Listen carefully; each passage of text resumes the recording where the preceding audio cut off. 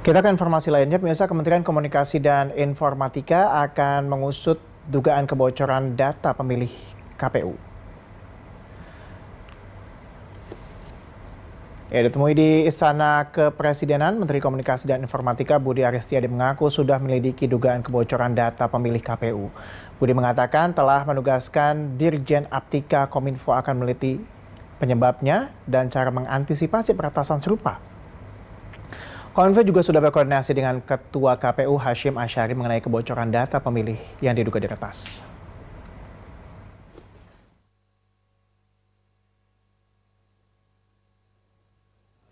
Mau tanya soal kebocoran data itu KPU gimana Pak? Tadi lagi diselidiki oleh kita bersama kan, semua unsur. Apa kejelasan resminya kan dari Pak Ketua KPU. Tapi tindakannya gimana Pak? Kalau dari Kominfo sendiri Pak?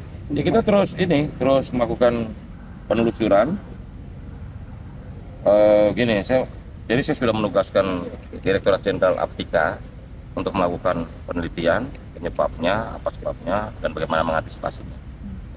Jadi itu benar sudah memang kalau dijual itu, begitu Pak? Itunya Pak KPU kan. Dia bilang sih tadi kemarin bilang sama saya dia datanya diambil data pemilih. Terus kita koordinasi terus untuk dengan BSSN dengan KPU mengantisipasi soal keamanan. Untuk membahas lebih lanjut terkait dengan dugaan kebocoran data KPU ini, kita sudah bergabung dengan Dirjen Informasi dan Komunikasi Publik Kominfo, Usman Kansong. Selamat sore Pak Usman. Pak Usman, apakah sudah terkonfirmasi bahwa benar ada kebocoran data KPU? Ya, jadi tidak berapa lama setelah muncul informasi kebocoran data KPU, ya data pemilih tetap, daftar pemilih tetap, maka Kominfo langsung menyurati KPU meminta klarifikasi. Dalam surat itu kita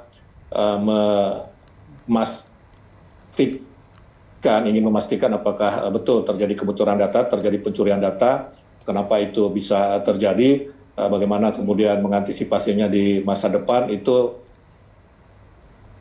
kami lakukan. Ya, ini sesuai dengan amanat Undang-Undang Perlindungan Data Pribadi.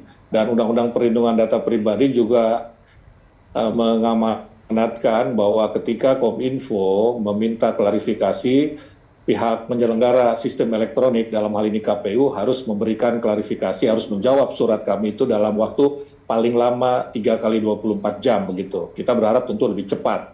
Ya, ini sudah 2 kali 24 jam. Jadi masih ada waktu 1 hari lagi kita ingin mengetahui apa yang sebenarnya terjadi. Selain kita mengirim surat, kita juga melakukan. Pak Usman? Pak Usman masih bersama kami, Pak? Baik, nampaknya ada kegagalan audio. Kami masih akan terus mencoba menghubungi. Pak Usman masih dapat mendengar suara kami di sini? Baik. Misal kami mohon maaf sebelumnya ada gangguan audio yang kami terima di sini. Kita akan mengupdate kembali nanti. Ya, sebelumnya biasa data Komisi Pemilihan Umum diduga mengalami kebocoran. Sebanyak 204 juta data daftar pemilih tetap dibobol dan dijual oleh peretas senilai 1,2 miliar rupiah. Data Komisi Pemilihan Umum diduga mengalami kebocoran lagi sebanyak 204 juta daftar pemilih tetap atau DPT KPU dibobol dan dijual oleh peretas.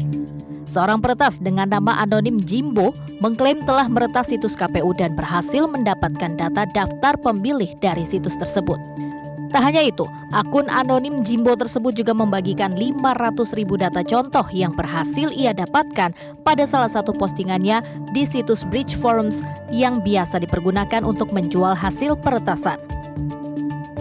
Menanggapi hal itu, Ketua KPU Hashim Asyari menyampaikan telah menggandeng Badan Siber dan Sandi Negara atau BSSN, Mabes Polri, Kemenkominfo, hingga Badan Intelijen Negara atau BIN untuk memastikan kebenaran terkait 204 juta data daftar pemilih yang bocor. Hashim menyampaikan saat ini KPU belum mengambil langkah hukum untuk melaporkan kasus tersebut ke Polri dikarenakan masih memeriksa kebenaran informasi.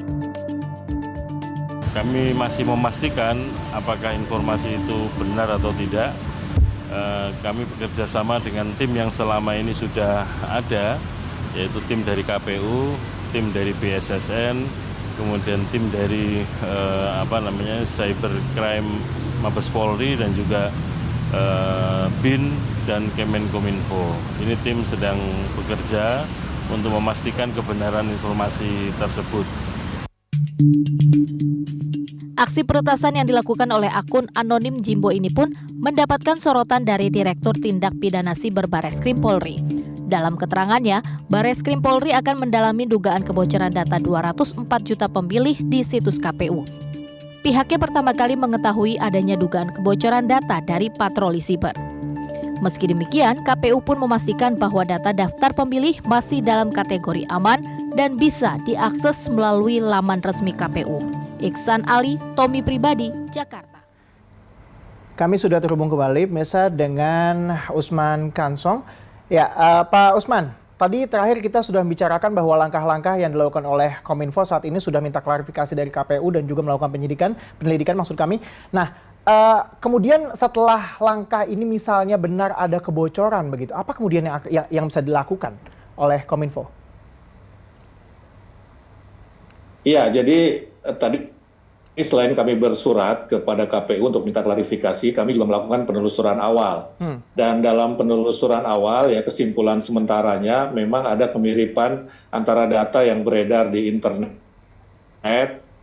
yang ditawarkan oleh akun anonim bernama Jimbo itu dengan data yang tersimpan di website KPU begitu. Nah, tentu prosesnya masih panjang ya, masih panjang prosesnya karena kami tentu akan menindaklanjuti klarifikasi yang nanti akan diberikan oleh KPU dan kemudian BSSN itu akan melakukan audit, akan melakukan audit sistem pengamanannya seperti apa, ya dan setelah itu ya saya kira Polri juga sudah menyampaikan ya akan menyelidiki juga ya, menyelidiki kalau Polri tentu terkait dengan pelakunya ya, siapa dia, di mana dia, apakah betul dia mencuri data KPU. Ini tentu semua kita masih terus bekerja begitu.